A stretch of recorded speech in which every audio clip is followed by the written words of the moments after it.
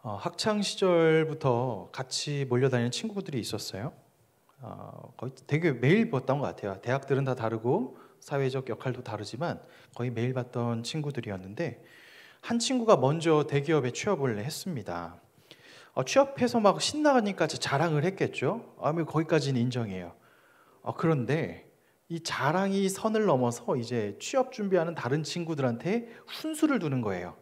초반에는 조언이었는데 만날 때마다 좀 더 너는 왜 그러냐? 넌 지금 왜 그러고 아니, 이게 지가 뭔데? 라는 생각이 들죠. 특히 그 친구가 한 친구한테는 너는 왜 그렇게 사느냐고 막 훈수를 뒀는데, 사실 그 친구는 지금 우울증이라는 병 때문에 좀 괴로워하고 있었던 상황이었거든요. 그런 일들이 반복되다 보니까 그 모임들이 굉장히 불편해져서 어느새 점점 더 모이지 않게 되는 경험을 하게 됐어요. 철학 용어이기도 하고요. 에포케라는 단어가 있는데요. 이 말은 판단 중지라는 뜻이에요. 어떤 사람과 어떤 상황을 봤을 때 이미 우리는 선입견들이 있거든요. 그것을 가지고 상대방을 판단하기 때문에 판단을 중지하라라는 뜻의 단어가 에포케인데요. 특히 이것은 우리 교회 형제자매들끼리 있을 때, 신앙의 공동체, 같이 형제자매라고 같은 교회 공동체에서 있는 사람들끼리 이 단어에 대해서 좀 생각해 봐야 할 필요가 있어 보입니다. 오늘 이 이야기를 가지고 같이 성경 이야기로 좀 들어가 보려 합니다. 오늘 성경이 처한 상황은요, 감사와 축제의 파티예요. 마리아의 집이었는데요. 장소는 이 마리아의 집이 지금 분위기가 어떠했냐면 파티입니다. 잔치예요. 2절에도 나오지만 왜 잔치냐면 11장에 보면 오빠 나사로가 죽었어요. 죽을 뻔한 게 아니라 진짜 죽었어요. 완전히 죽었어요. 근데 예수님이 오셔서 기적적으로 무덤에서 살아났어요. 야, 죽었다가 살아났어요.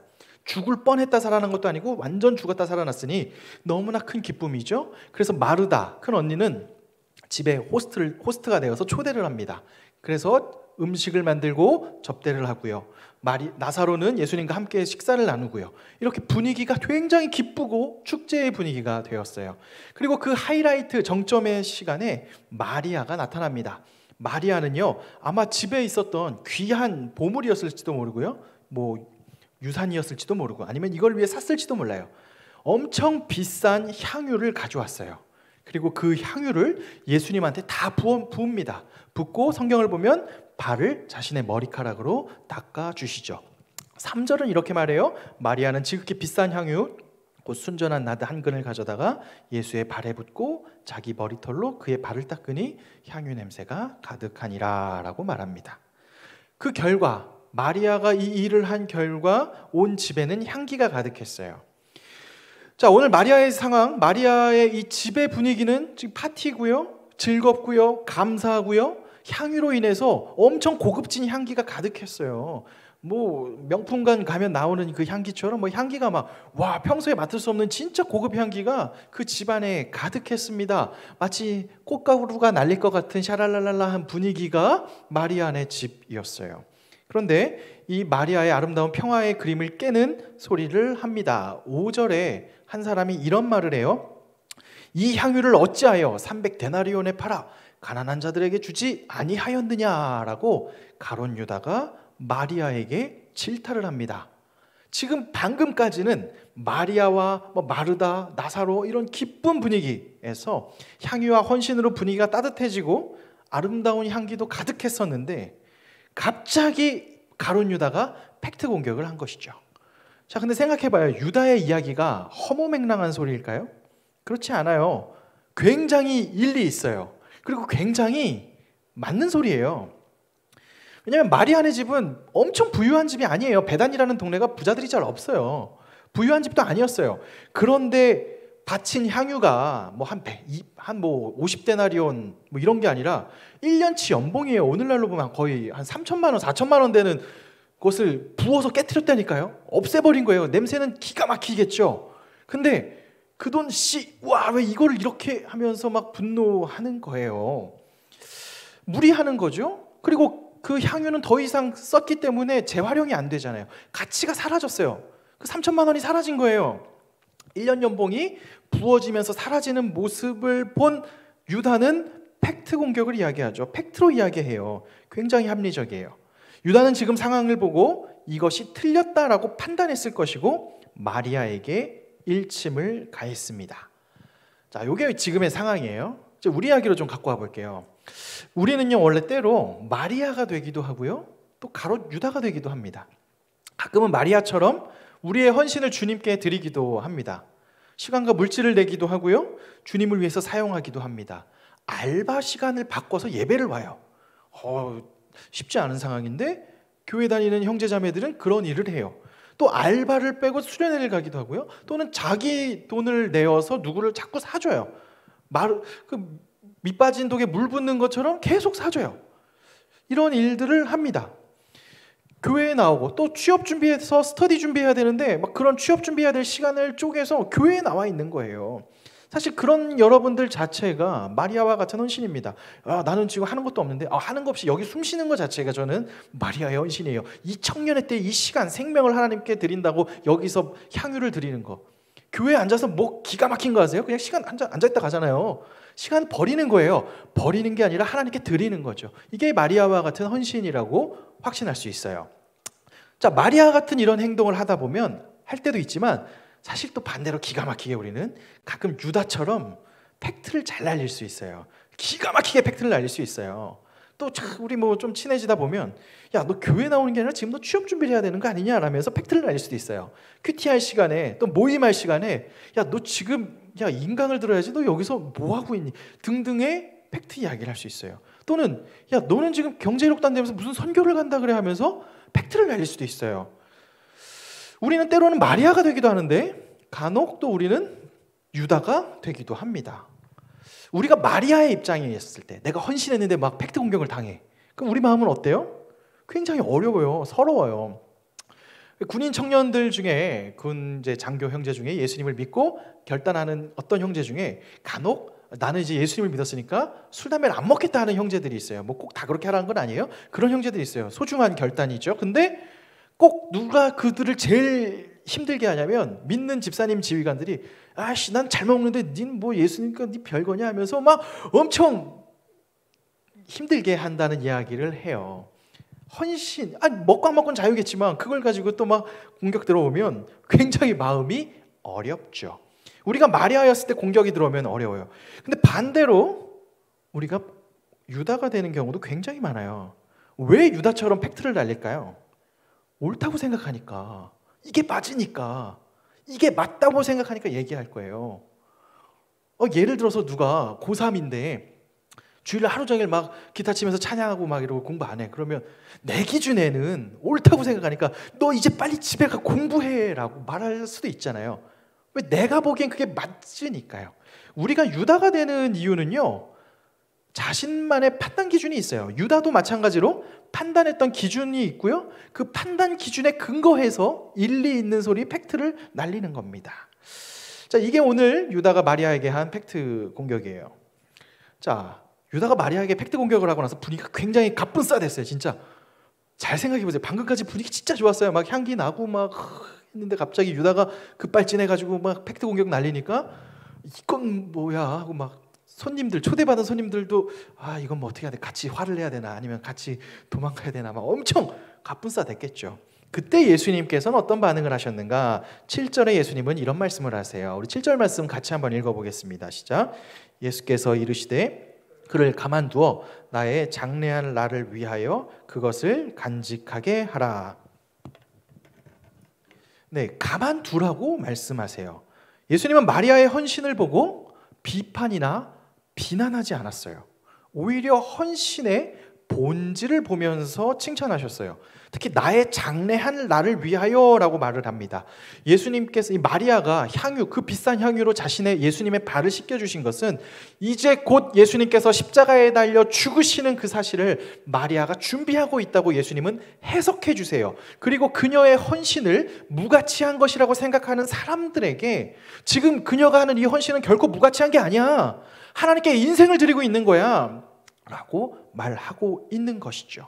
원천적으로 수군거릴 수 있는 상황을 막아주시고 예수님은 마리아의 헌신을 평가해 주시고 귀하다고 말해 주십니다. 그런데 여기서 끝나지 않고요, 예수님이 진짜 놀라운 건요, 가룟 유다에게도 비난하고 비판하지 않아요. 성경은 유다의 팩트 공격의 의도를 분명히 이야기해줘요. 6절을 보면요, 팩트는 이야기했는데 의도는 굉장히 안 좋아요. 구린내가 팔팔 나요. 6절은 이렇게 말해요. 이렇게 말하는 것은 가난한 자를 위함이 아니라 그는 도둑이라, 돈괴를 맞고 거기 넣는 것을 훔쳐감이라. 한마디로 유다가 사실 그 헌금하라고 한 이야기는 훔쳐가려고, 좀 내가 가져가려고 얘기한 거예요. 그 의도를 가지고 거대 명분인 그 가난한 자를 위해서 한 거예요. 예수님께서 이것을 아셨겠죠. 아셨는데 놀라운 거는요, 유다에게 팩트를 다시 날리지 않아요. 사실 얼마 전에 무슨 어떤 연예인이 뭐 바이올린 플룻 얘기하면서 팩트로 댓글 단 팬에게 팩트 공격을 했더니 그 밑에 논문을 이용해서 다시 그 연예인에게 팩트를 공격한 이야기가 이슈가 됐어요. 궁금하면 찾아보시면 나와요. 좀 보면서 야, 참 잔인하다, 서로 잔인하다 하는데, 예수님께서 이 유다에게 한 번 더 예수님도 팩트를 얘기한다면 유다는 완전, 야, 너 사실 그때 그거 너 또 가져가려고 하면 유다는 완전 쥐구멍에 들어가야 되잖아요. 근데 예수님은 유다마저도 비난하고 비판하지 않았다는 거예요. 그러면서 8절에 이런 말씀을 하시죠. 가난한 자들은 항상 너희와 함께 있거니와 나는 항상 있지 아니하니라 하시니라. 오히려 그냥 그의 말에 대해서 예수님은 다시 이야기해주고 해석해주시죠. 이 이야기는 분명 유다가 내세운 명분인 가난한 사람들을 돕는다는 명분이 틀린 것이 아니라고 말씀해주고 있고요, 그 안에 유다의 탐심과 욕심이 가득했지만 너가 말한 것은 틀린 것은 아니다라는 이야기를 예수님은 해주셨죠. 의도를 뻔히 알았지만 판단하지 않으시는 분이 예수님이셨어요. 유다는 예수님과 정반대 캐릭터 같아요. 유다는 자신의 기준, 그리고 유용성, 그 자본을 가지고 사용할 수 있는 유용성의 기준을 가지고 마리아가 한 향유의 헌신의 관점을 둔 게 아니라 헌신을 보지 않고 향유의 가격만 봐요. 300데나리온 1년 연봉이라는 가격만 보고 평가하고 판단했죠. 이어령 선생님이 그런 얘기를 해요. 어른이 돼서 가장 슬픈 거는 숫자만 이야기한다고. 숫자만 보고 숫자로 왔다 갔다 하고. 근데 사실 숫자 속에 모든 사람이 들어있지 않은데 말이죠.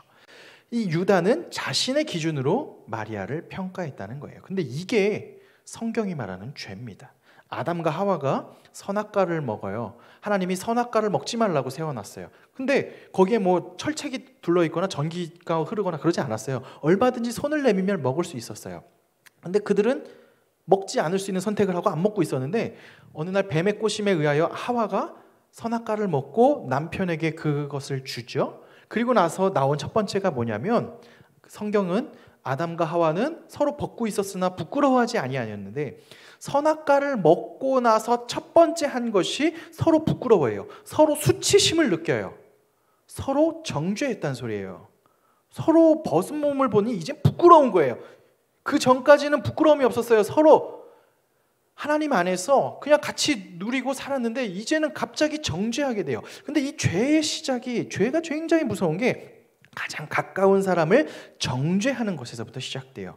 왜? 내 기준에 너는 틀렸거든요. 내 기준에 너는 지금 하는 게 이상하거든요. 그게 죄입니다. 하나님의 자리를 찬탈한다는 게 어마무시한 바벨탑을 우리가 쌓아가지고 막 이런 게 아니라 내가 판단의 왕이 되는 거예요. 내가 판단 기준 주체가 되는 거예요. 그래서 내가 저 사람은 너는 무용해 라고 말하는 거죠. 이것이 커진 결과들이 홀로코스트 같은 수많은 대학살로 나중에 이루어지겠지만 뭐 그런 과정까지 갈 필요도 없이 우리 안에서 내 스스로도 할 수 있는 것이 바로 판단이죠. 아니, 남자친구 여자친구 여러분 연애할 때 보세요. 초반에 판단 안 하잖아요. 그냥 뭐가 꽂혔으니까 그냥 서로 좋은데 이러면 헤어질 각이라고 해요. 밥 먹는 꼬라지가 미울 때. 밥 먹는 꼬라지 미우면 같이 있기 쉽지 않죠. 네, 그러면 진짜 힘듭니다. 그냥 미워요. 왜? 내 판단 기준에는 그냥 다 싫어요. 제가 옛날 결혼 준비를 할 때 웨딩 플래너가 알려주신 뭐 크리스찬 결혼 훈련 뭐 비슷한 뭐 있었어요. 뻔한 소리 했어요. 가면 와이프랑 듣고 진짜 뻔한 소리 이렇게 뻔하게 하네 하고, 공짜니까 2번 들어줬지라고 생각하고 왔는데 나중에 위기가 되니까 생각나는 이야기가 있었어요. 연애할 때는 뭐 서로 다른 어떤 점이 굉장히 멋있대. 뭐 과묵한 게 엄청 멋있어서 결혼했는데 결혼하고 나중에 지나면 답답해가지고 못 산다고 이혼한다고 하는 거예요. 근데 사실 똑같은 사람이라는 거예요. 걔는 원래 말이 없었어요. 원래 말이 없고 너에게 말을 하지 않았는데 연애 때는 그게 간지나고 멋있었는데 결혼하고 나면 답답해 죽으려고 된다. 그러니까 그때 너가 생각해라. 그걸 바꾸려고 하면 너는 이상한 애랑 결혼하는 거야가 되는 이야기를 했던 것이 기억이 나요. 우리는 생각보다 내 기준으로 가장 가까운 사람부터 판단하고 정죄해요. 이것이 성경이 말하는 죄입니다. 그렇다면 우리는 무엇을 해야 될까요? 우리는 지금도 내 기준으로 판단을 해요. 내 상식으로 판단을 해요. 근데 기억해야 되는 건요, 내가 가진 기억, 내가 가진 상식, 내가 가진 판단이 우주 보편적인 상식은 아니라는 거예요. 지금 이 시대 자본주의에 살고 있는 우리, 대학 교육을 받고 뭐 등등등 대한민국에서 아시아, 동아시아권에서 살고 있는 우리가 가지고 있는 판단 기준이랑 다른 세계에서 살고 있는 사람의 판단 기준은 애초에 달라요. 그러니 내 것이 정답이라고 생각하는 것이 틀린 이야기겠죠. 그런데 우리는 끊임없이 내 기준을 가지고 판단하고 판단 기준을 가지고 유다처럼 이야기를 해요. 예수님도 판단을 안 했는데 우리가 무슨 자격을 가지고 이렇게 판단한단 말입니까? 그렇다면 우리는 무엇을 해야 할까요? 특별히 같은 형제자매들, 교회 안에서 만나거나 가장 가까운 사람들 사이에서 무엇을 해야 할까요? 첫 번째는요, 판단 중지예요. 있어 보이려고 그냥 에포케라고 제목했는데 에포케란 말이 그냥 다 까먹고요. 판단 중지예요. 일단 판단 중지. 무슨 상황을 봤어요? 쟤 왜 저래? 또 저래. 이런 생각 자체는 일단 금지. 이유가 있겠지. 일단 금지. 쟤 뭐 맨날 안 나와? 일단 금지. 판단 금지. 빠져가지고 아니야. 일단 판단 금지. 형제자매를 향한 판단을 멈추세요. 이거는 권유가 아니라 그냥 해야 해요. 멈춰야 돼요. 예수님께서 마태복음 7장 1, 2절에 이렇게 말씀하셨어요. 한번 같이 읽어볼까요? 요 마태복음서 7장 1절 2절의 말씀이 있습니다. 같이 읽어보겠습니다. 시작. 비판을 받지 아니하려거든 비판하지 말라. 너희가 비판하는 그 비판으로 너희가 비판을 받을 것이요 너희가 헤아리는 그 헤아림으로 너희가 헤아림을 받을 것이니라. 비판하고 판단하지 마세요. 비판하고 판단하면 굉장히 멋있어 보이죠. 저 사람이 성취한 것 가장 쉽게 동급이 되는 게 까는 거예요. 까면 내가 저 사람이랑 동급이 돼 보이잖아요. 연예인을 괜히 까는 게 아니에요. 연예인을 까면 내가 연예인급이 돼 보여요. 착각이죠. 비판하고 판단하지 마세요. 예수님께서 사마리아 여인을 만났을 때 야, 너는 남편이 5이다. 너 진짜 너 징하다. 이런 말 안 하셨어요. 판단하지 않으셨어요. 니고데모가 왔을 때 와, 당신이 그러고도 선생입니까? 라고 묻거나 판단하지 않았어요. 그냥 온 그 자체로 질문하고 대답했어요. 오늘 예수님께서는 마리아와 가룟 유다의 상황 속에서도 판단하지 않으시고 정죄하지 않으셨어요. 가늠하다 붙잡힌 여인이 나도 너를 정죄하지 아니하노니 다시 가서 죄를 범하지 말라라고 말씀하신 것을 기억해야 합니다. 오늘 우리가 만나는 사람들, 친구들, 지인들 모습 속에 판단하고 싶은 마음이 막 불끈불끈 와요. 왜 우리 기준에 나는 굉장히 괜찮고 나는 정의의 사도고 나는 세일러문 같이 정의의 이름으로 널 판단하노니 라고 하고 싶어요. 그런데 하지 마세요. 그 판단을 중지하세요. 예수님께서 판단하지 아니하셨으니 나도 판단하지 않겠다라는 생각으로 한번 가장 가까운 사람에게 판단 중지를 해보세요. 첫 번째가 판단을 중지하면 두 번째는요, 이건 좀 아파요. 나를 보세요. 왜 그 판단을 내리는지 나를 보세요. 사람은 자기 보는 세계관으로 그 사람을 봐요. 진짜 자기랑 누가 맨날 하는 사람들은, 저는 우리나라 카페에서 핸드폰을 놔두고 다니는 게, 우리는 약간 그런 룰이 있잖아요. 안 훔쳐간다는 룰. 사실 생각해보면 스타벅스에 가면 막 좋은 자리에 핸드폰 다 놔두고 가잖아요. 외국에서 오신 어떤 분들은 어떻게 저걸 그냥 놔두고 가냐라고 이야기를 하죠. 그들의 상식에는 놓으면 훔쳐가는 거예요. 어쩌면 그 마음속에는 나도 있으면 나도 가져가야겠다라는 생각이 있을지도 몰라요. 뭐 다 그렇다는 건 아니겠지만, 우리는 어떤 상황을 평가하고 판단할 때 사실 나의 모습에서 내 모습에서 약한 부분에 발작 버튼을 눌러서 판단할지도 몰라요. 내가 싫어하거나 내 안에 있는데 내가 잘 감추고 있는데 저 사람이 그걸 드러놓고 할 때 분노하는 경우가 많아요. 좀 창피한 얘기를 하나 할게요. 제가 한 1년 정도 예전에 처제 가족이랑 같이 좀 살았어요. 외국인 남편이 있었는데 저는 굉장히 저랑 안 맞아요. 1년을 하여튼 코로나 묻혀가지고 한 1년간 같이 살았어요. 말 진짜 거의 안 했는데 죽어버리는 것 같았어요. 근데 어느 날 곰곰이 내가 왜 저 친구 저렇게 싫어할까 하고 막 곱씹고 나중에 뭐 뻥 터지기도 하고 했는데, 돌이켜보면 저의 예전 어렸을 때의 허접하고 내가 싫어하는 내 모습 여전히 나한테 있는데 마치 목사 타이틀 있어가지고 감추어야 하는 그런, 왜 각자 자기만의 숨은 똘끼들이 있잖아요. 근데 여기 이전 이만큼 있는데 그 모습들이 걔한테 보이는 거예요. 그러니까 그게 너무 싫은 거야. 사실은 내가 내 모습을 싫어하는 거죠. 나의 그러한 모습들을 내가 싫어하니까 걔한테 미움을 표출하고 있는 거예요. 근데 그 친구뿐만이 아니었어요. 상당수 내가 평가하고 뭐라고 하고 하는 사람들은 왜 내가 저 사람을 막 욕하고 뭐 할까라고 하면 진짜 미안하지만 그게 내 모습이었던 거예요. 내 모습이고 내가 지금 그걸 감추고 있거나 씨름하고 있는 문제를 그 친구가 너무 아무 생각 없이 하고 있는 거를 보고 분노를 하고 평가하고 있는 거예요. 사실은 내 문제인데, 엄밀히 말하면 나도 하고 싶은 건데 나는 못하네 넌 하네 뭐 이런 느낌처럼 판단하고 비판하는 거죠.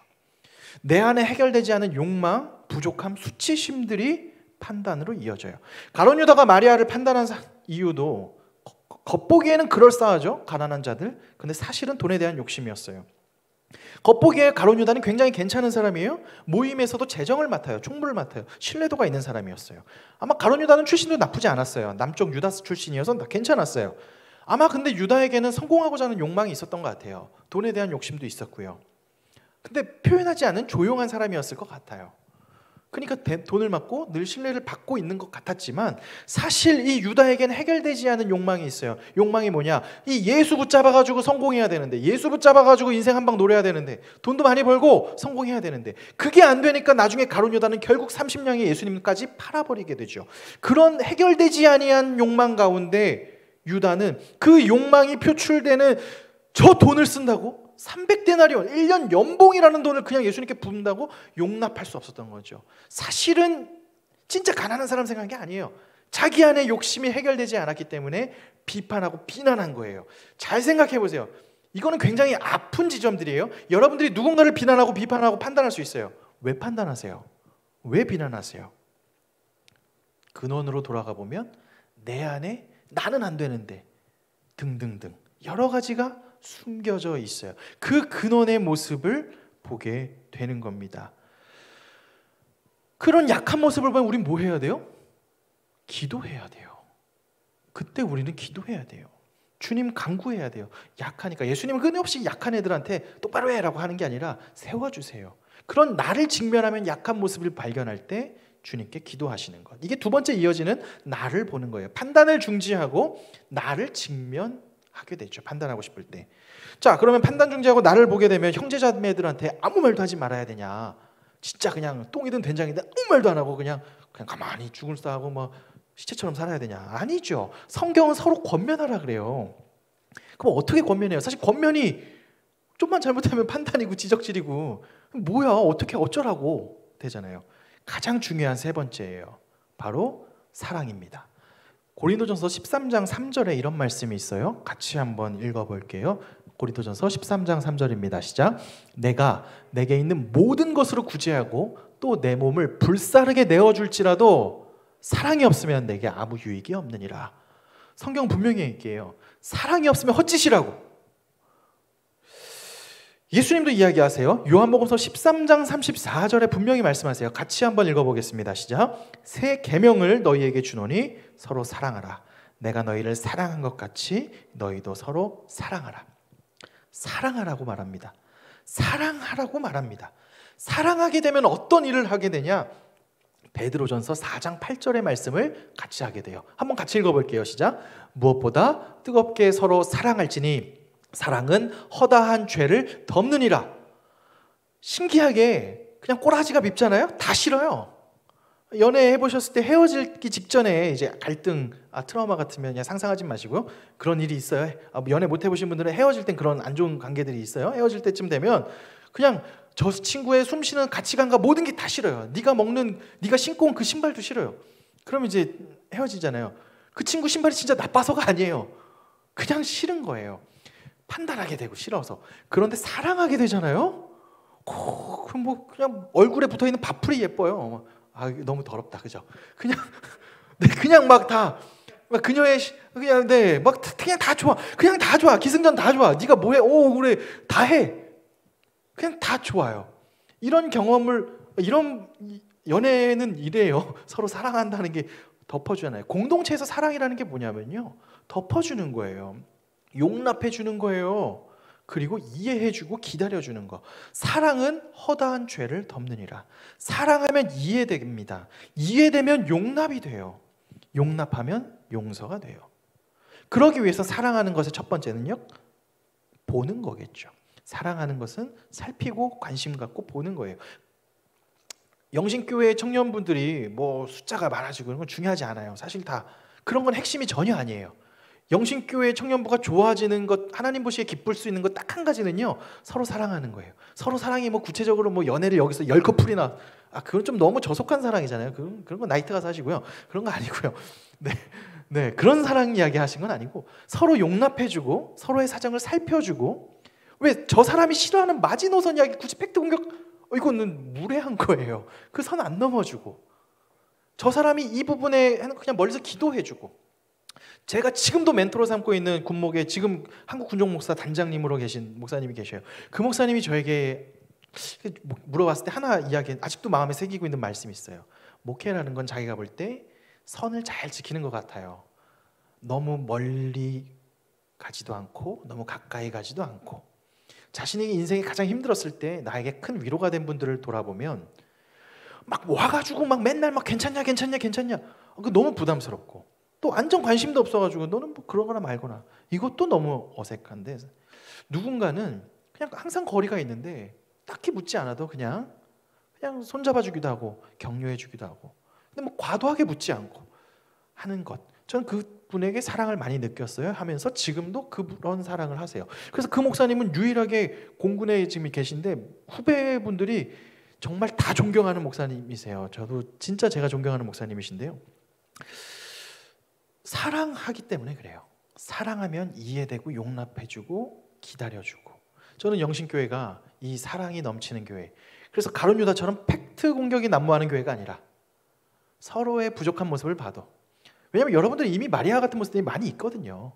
이런 각자의 헌신들, 각자의 모습들, 이런 가운데 팩트 날리는, 나는 팩트의 선수가 되겠다 하는 마음이 아니라 서로 사랑하고 주님이 주신 마음을 가지고 판단을 중지하고 나를 먼저 돌아본 다음에 서로 사랑하는 마음으로 섬겨서 세워가는 영신교회 되길 주님의 이름으로 간절히 축원합니다. 우리 같이 찬양하겠습니다. 예수님께서 할 수 있는 것, 우리 요한복음의 모든 이야기는요, 결국 예수님 안에 거할 때 이런 것이 가능해요. 예수님께서 길을 보여주셨고요, 예수님의 나의 안에 거할 때 많은 열매를 맺는다고 하셨어요. 그래서 우리 이 찬양을 같이 한번 불러보겠습니다. 나의 안에